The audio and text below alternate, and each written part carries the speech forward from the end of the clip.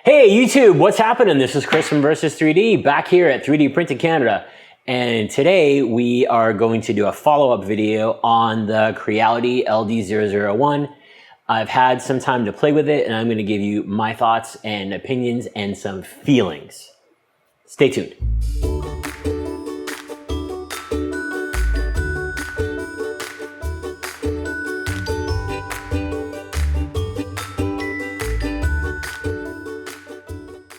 All right, we're back after that delightful intro, and I love that music, by the way. Hope you do too. Anyway, so we're going to talk about the Creality LD-001, LD-001. I got to say, I am really, overall, really happy with this printer. I have a couple of D7s at home, and comparing the two was... I don't want to say night and day, but there are a lot of really great features of this printer. And I know I talked about a little bit of them in the unboxing, but now this is a full-on thing. So let's talk about the printer itself. So the machine itself has a nice touchscreen and it's got some good menu features. It's not overpowered by 1 million things. It's basic and it does what it's supposed to do. So if you go to your print menu, I only have two models on here. One is the test print. The other one is just another test that I threw in there.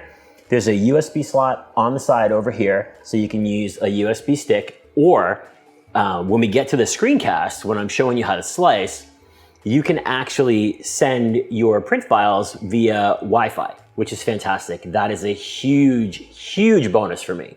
So you can, from the menu here, you can scroll back and forth between the prints that are on here already loaded, or if you want to get rid of one, you can actually just switch to delete and delete the print. So now there's only one. And you switch back to print, and if I wanted to print this right now, I could just hit print. So I'm going to hit home now, go back here.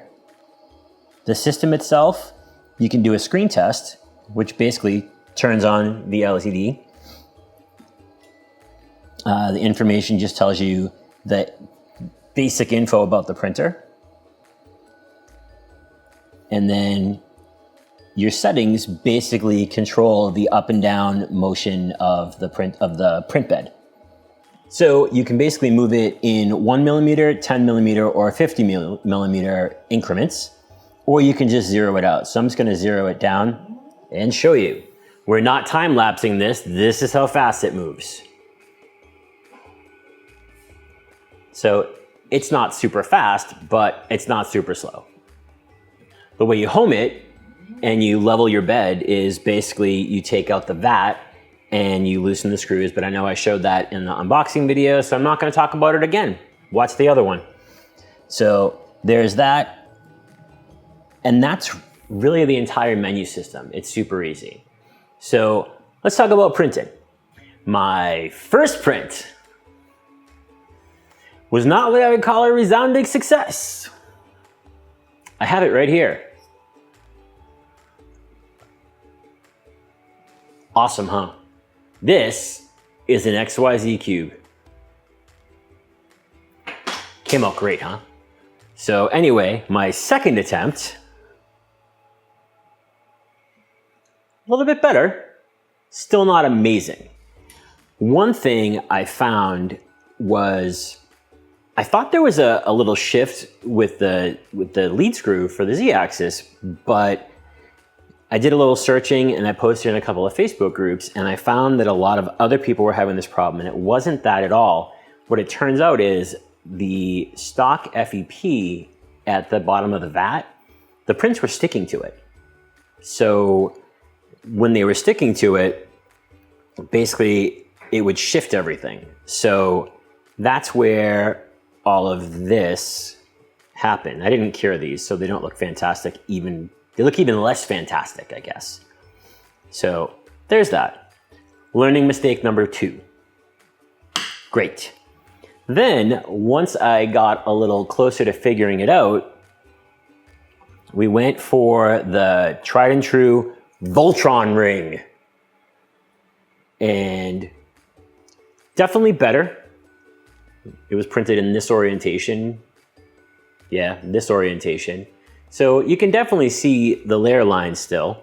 Not amazing, but not terrible either. This was still at 100 microns. There are a lot of like really, really great surfaces on here. So we were getting better. I think once the FEP, I don't know, had enough resin on it, it cleaned or lubricated. I'm not really sure, but it seemed to have gotten better. Then I went for a bigger Voltron ring. Didn't do a great job up here. I was still kind of experimenting with supports and didn't do a great job because one flaw that I find, well, at least I think it's a flaw with any resin printer, is you have to use proprietary software. So every printer has its own piece of software and it's kind of a pain to keep learning them. So, but big Voltron, yeah, we definitely had some problems on the horns and there's a lot of lines and the supports didn't really pan out so well, but the front looks good. Then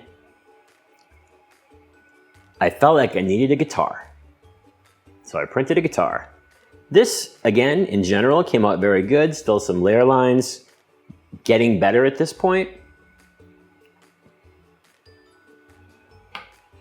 Then I figured, can't have a guitar without a little mini Marshall stack. So we did that. And you can see there's definitely still some layer lines. Then I started playing more and I got really looking into the more details of the software, and I got my hands on a beta version of their slicer. So why don't we take a look and I will show you how I slice this.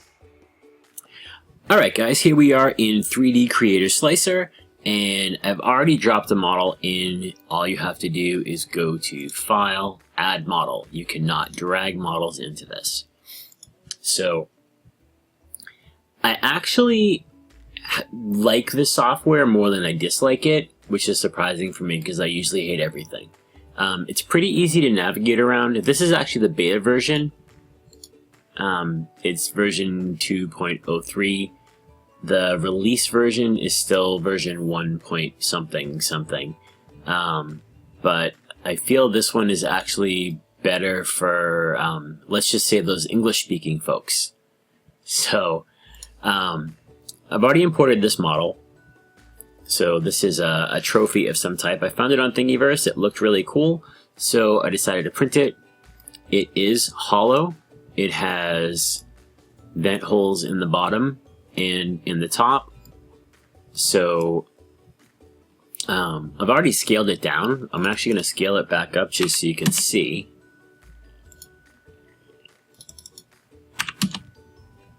This is the actual size, but it doesn't fit on the platform, so I went down to 0.85%, and it fit just fine. So just a quick tour of this software. So you can see the view tool. There's no view cube or anything like there is in, say, Fusion 360 or Tinkercad or anything like that. But you do get some nice views. You can right-click to rotate, left-click to move the whole model around, or middle-click does the same thing. I have found that if you click on a model and you left-click to move, it deselects the model. If you click on the model and you middle click to move, it does not deselect the model. Don't know if that matters to you. It kind of matters to me. So you can look at the top view, bottom, left, also right, front, and back. So we're going to go back to front, and we're going to go and we'll look at this right here. Now, just to show you the supports, I kind of enjoy the supports on this. They're fairly customizable. So I'm just going to click on the supports tab over here, and it's going to bring me in here. This reminds me very much of Chi2DLP software as far as the way it shows you where you can add supports. So it's showing you the layers, and anything that might have a bridge that needs a support, so something that might print in an island.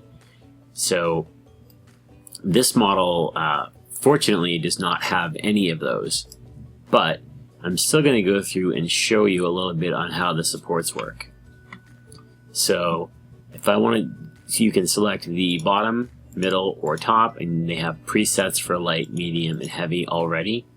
If I auto add supports, it will add supports, but it's only going to add them on the inside because this is all hollow. So I'm not going to bother doing that. I'm just going to show you a couple of different options.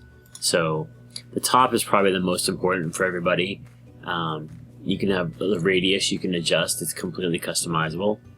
And then the top shapes, there's a lot of different ones, and I thought they were kind of cool, and I think they would be very good for certain things depending on what you're using, what you're printing.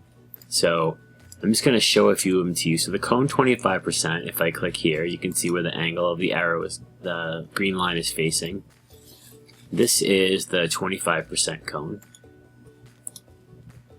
Here's the 50. You can see it's much bigger. And the 75. So you can see those are going to grab the part very differently. This is going to give it a quick, small grab. It should hold it. And then you're going to get progressively stronger. And then if you want to change it to something like a cube, we'll just spin over here, and you actually get a nice cube. Now, the downfall to this type of support is this is going to be very difficult to break off in a nice clean way. There's also the cylinder, which is very similar to the cube, but it's round. Don't mind that noise, that's my dog sleeping next to me. Hash. I didn't really see any difference between hash and cube. Joint is more rounded, more like, kind of like a bullet at the end. Move over to skate. And that just seems to be like an angled cube. Spikes I thought was interesting. Let me move in here and show you this. So lots of little tiny points. I haven't tried this. I'm interested to try it and see how it works. So that was also on heavy. So I could go back to medium and do the same thing. We'll go right back to spikes and show you that. So definitely much less support, not as dense, not as strong or as thick. If you don't need these big heavy supports, it's better to not use them because you're just going to be wasting resin anyway. So I'm going to delete all of these supports and go right back to our front view in the model space. So as far as orienting the model, now we'll look at the English over here and we'll just say okay. But if you want to move the model, you just click and drag. It's very much like Creation Workshop, where as soon as you go out of print area, it shows a red line. That whole wall is red. You can snap it to the floor and it goes right back to where it should be. You can scale it just by clicking scale and then dragging in or out. You can spin it, and it looks like it will only spin on the z-axis, which is fine. Or you can orientate it, which basically is kind of a free rotate on the center point of the entire model. And then you can snap it right to the floor there like that, or you can do whatever you want and have some weird fun with it. So what I'm going to do is reset everything, go back to that 0.85, and here we go. So, oh, another cool thing is you can actually, you can mirror your model just by clicking mirror. So if you wanted to do something small that you needed two of, one for each side of something, great. That's what mirror function's for. Not like I'm telling you something you didn't already know. You could also import a second model if you wanted to, and you can merge the two models so they become one. So now we're going to go into the slice section. So I'm going to hit slice. It's going to ask me to save it first. Actually, no, I already saved it, so it's not. And don't mind me, I have two monitors running, so the slice option shows up right in the middle of my model, of my two screens. So I'm going to pick 100 microns, but notice it goes all the way down to 5. Haven't tried it, don't think I want to. For this, I'm going to stay at 100, and I'm going to hit slice.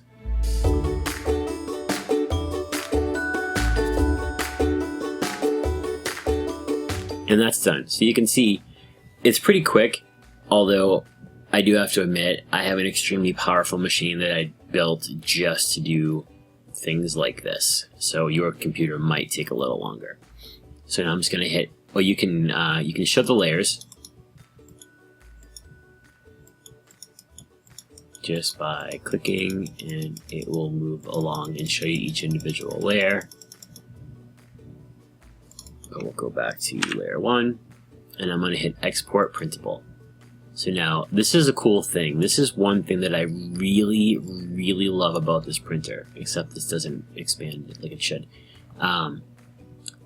You can, right here, you can set your first layer time and how many, what the first layer is. I find that starting at layer 2 is actually working better, and I'll talk about that more in the video. First layer time is 10 seconds. You can't really adjust the brightness. And every layer after that is 10 seconds. And I found that's really good for monocure rapid resin. So you can only save to external drives, whether they're a flash drive, an SD card, whatever. You can only save to external drives. You can't save to your actual internal drives. But that's okay, because one thing I love about this printer is it's already networked. Wi-Fi and Ethernet. I've got mine connected via Ethernet. So this is the IP address for the printer. It automatically shows up. I didn't have to do anything. And all I have to do is click it. And you can see it's actually sending it to the printer right now. Okay, and you can see we have a downloaded success to the printer. Now what I'm going to do is I'm going to show you something really cool. I'm going to drag another window from my other monitor over here. This is actually a mirror of what you see on the display. So I can actually start my print job right from here. So if I go to print, this is what I just sent. So it still has, this is Fang. I don't know why it's called Fang, but this was the test print, which I never printed. But now this, the one thing I find that is when you upload from your computer, you don't get a preview of what the model is, as opposed to if you use the USB stick, you do. Not sure why that's a thing. Don't really care. It's not that big of a deal. You know what the name of the file is, so you're fine. And I can just hit print right from here. Now, also, you can see I'm getting, like I said, the exact same screen on my desktop than I am on the printer itself. So I can do a screen test if I wanted to, but there's resin in the machine, so I don't want to do that. I can get the information on the machine. This is the serial ID. And then language is this, and I don't want to change that. I hope I didn't. Oops. I think I might have.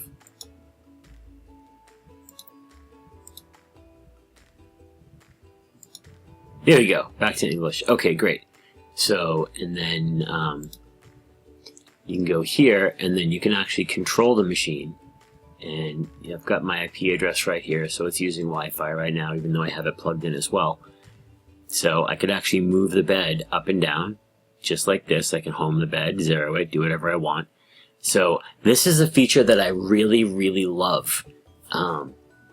because I'm used to using Octoprint. On all my FDM machines, I have Octoprint, so I can control pretty much every function of the machine right from my desk. And this, just adding this feature to an inexpensive machine really makes me happy.